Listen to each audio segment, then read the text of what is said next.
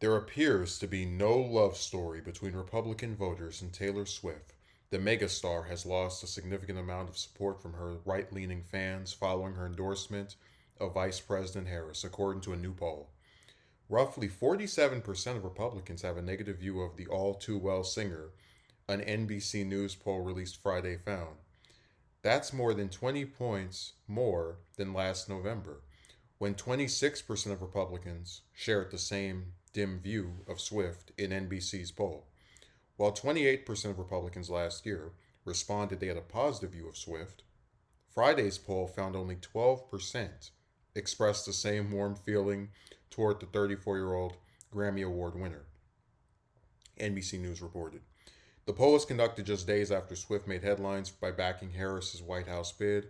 In a September 10th Instagram message posted immediately following the debate between Harris and former President Trump, Swift said she was supporting the vice president because she fights for the rights and causes I believe need a warrior to champion them. Positive views of Swift from the Democrats ticked up slightly after the performer's public push for Harris, the NBC News survey found. 58% of Democrats viewed Swift favorably in the September poll compared to 53% last year. I remember when Trump made a comment about, oh, Swift's going to get backlash from her fans. The truth is, some people, whether it's her or Beyonce or Rihanna, they're just too big to fail.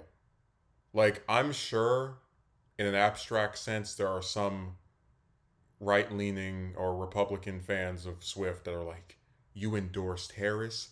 Bleh. But is it going to be enough to significantly hurt her bottom line to where she puts out a record and it won't, be number one on the Billboard or something? No, no chance. And I would say the same thing about. I mean, there's plenty of people where I like them as a performer and they have some political view or other position relating to politics that I don't agree with.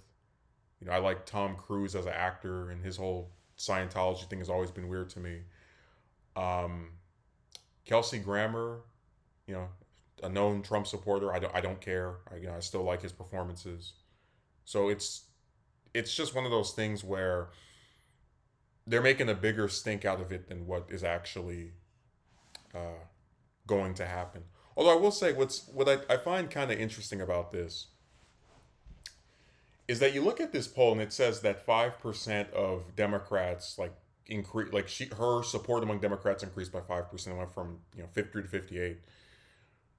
So she was always more liked by left leaning people, at least of the two major political parties in terms of this poll, which kind of has me wondering if she had endorsed Trump, which was never going to happen.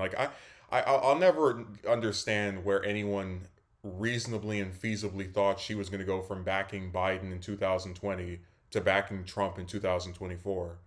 That only works if your name is Tulsi Gabbard. But putting that aside, it seems to me that if she had endorsed Trump, she would have lost, more support than what actually happened. Like if it was the other way around, uh, there'd be a bigger surge of people just being like, "Yeah, I'm done with you." But I don't think, regardless of who she supported, it made that big of a difference. Um, we just live in an era where celebrities are really reaching the lowest points of their support. Like I'm old enough to remember when Oprah endorsed Obama in 2008. And it was like a big deal in that primary because he wasn't that well known. Her endorsement, Ted Kennedy's endorsement, they actually helped him.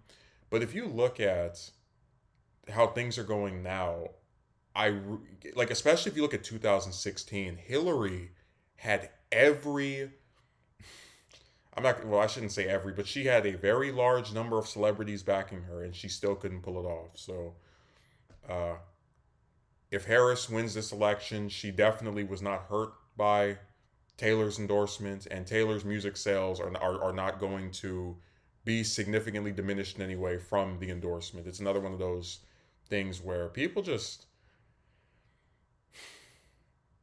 I can't think of anyone I stopped liking the works of because of their views.